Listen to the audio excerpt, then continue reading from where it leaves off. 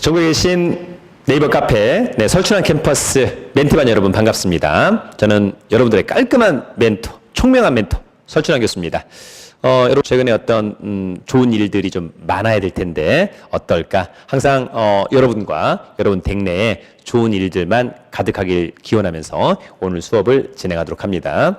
오늘은 낙찰을 받았거나 또는 뭐 일반 매매를 했거나 매매나 임대할 때 체크 포인트를 간단히 한번 정리를 해보도록 합니다. 여러분들이 만약에 낙찰을 받았어요. 그랬을 때 임대를 주고 싶다 또는 매매를 하고 싶다 이럴 때 중요 포인트는 뭘까? 첫 번째, 사실 여러분 인테리어도 하고 이제 청소도 하게 되는 거 아닙니까? 저도 예전에 낙찰을 받았을 때 청소도 하고 또는 인테리어를 하는 경우도 있습니다만 이것은 대표적으로 상가와 아파트를 좀 구분해야 한다. 이렇게 여러분 정리하시면 좋을 것 같습니다. 만약에 내가 아파트를 갖다가 임대를 내놓는다, 매매를 내놓는다라고 했었을 때는 물론 뭐 깨끗하면 상관이 없습니다만 조금 오래되었다 그랬을 때는 조금의 인테리어를 좀 가공하면 어떨까 이런 생각이 듭니다. 인테리어를 드렸을 때 매매나 임대 빨리 나가고 빨리 팔리고 금액도 조금 더 많이 받을 수 있고 이런 부분들이 분명히 있다라고 하는 점을 우리 멘티반 여러분들이 꼭 기억해 두시면 좋을 것 같고요. 그러나 내가 상가를 낙찰받았는데 인테리어를 하겠다. 이것은 말도 안 되는 거죠, 여러분. 그래서 상가를 낙찰받았다. 상가를 임대하겠다. 매매하겠다. 이랬을 때는 그냥 청소만 깨끗하게 해주면 좋을 것 같습니다. 그죠? 네, 그래서 너무 뭐 벽이나 이런 것들이 너무 지저분하다라고 한다면 뭐 페인트 정도는 한번 칠해줄 수 있는데 중요한 건 청소만. 왜냐하면 상가를 갖다가 매도해서 매수인이 또 상가를 임대해서 임차인이 뭘 할지 그것은 임차인이 알아서 어차피 다 인테리어 할 거니까 상가는 깨끗하게 청소만 해준다라고 하는 점. 이 두 가지의 개념을 여러분들이 꼭 기억해 두시길 바랍니다.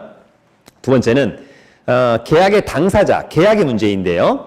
임대나 매매 계약할 때 중요 포인트는 뭐냐? 첫 번째는 계약의 당사자를 잘 체크하는 것이 상당히 중요합니다. 그래서 우리가 이제 등기 권리증, 그 다음에 등기부 등본 체크하고 과연 그 소유자가 맞느냐? 그래서 신분증을 확인하는 거죠, 여러분. 그 다음에 만약에 대리인으로 왔다면 이를테면 임차인의 또는 매수인의 인감 도장으로 날인된 위임장, 인감 증명서 또는 임대인의 또는 매도인의 인감 도장으로 날인된 위임장과 인감 증명서 이런 것들이 있는지를 꼭 체크를 해야 됩니다. 대표적으로는 사실은 임차인보다는 임대인의 대리인이 상당히 또 중요한 체크 포인트가 될 것 같고요. 매수인보다는 매도인의 대리인이 나왔을 때 그런 것들을 체크하는 것이 상당히 중요하다라고 하는 점도 우리 멘티반 여러분들이 잘 알아두시면 좋을 것 같고요. 통상 우리가 이제 상가나 주택을 매매할 때 매매 계약을 하게 될 때는 기존에 임차인이 있다면 임차인 승계 조항을 꼭 넣는 것이 특약으로 넣는 것이 상당히 중요하다 이런 생각이 듭니다.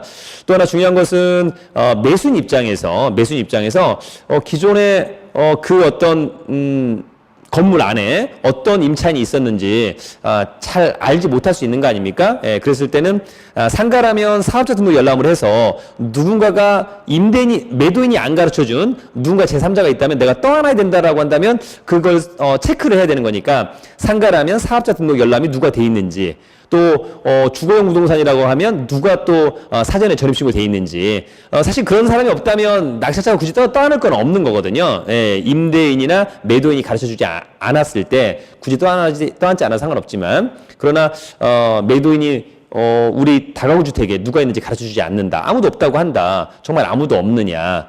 그것을 매수인 스스로가 체크하는 방법은 임대인의 즉 매도인의 동의를 얻어서 그 다가구 주택에 누가 전입신고 돼 있는지 그래서 전입신고가 A, B, C가 돼 있다 그러면 최악의 경우에는 A, B, C를 떠안아야 되는 거거든요. 그래서 그런 점들을 우리 여러분들이 꼭 체크하는 능력을 갖춰야만 합니다. 그 다음에 이제 임차인 입장에서는 또 하나 중요한 것은 담보력이 있느냐 상당히 중요합니다. 가령 뭐 아파트가 있다 5억짜리 있는데 내가 뭐 한 2억에 전세로 들어가려고 한다. 그런데 이미 근저당권이 5억이 설정돼 있다. 담보가치가 전혀 없는 거잖아요. 그러니까 그런 부분들을 여러분들 스스로가 잘 체크를 해야 한다라고 하는 점도 있고요. 결론적으로 이제 물건에 대한 어떤 가치 판단을 잘 해야 됩니다.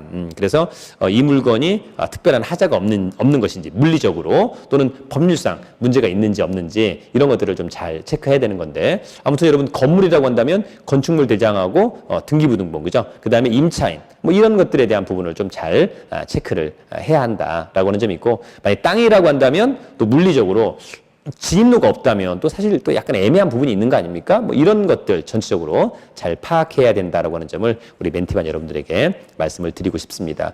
그러나 여러분 중요한 것은 이런 것들을 늘 이론으로만 이해하시면 안 된다.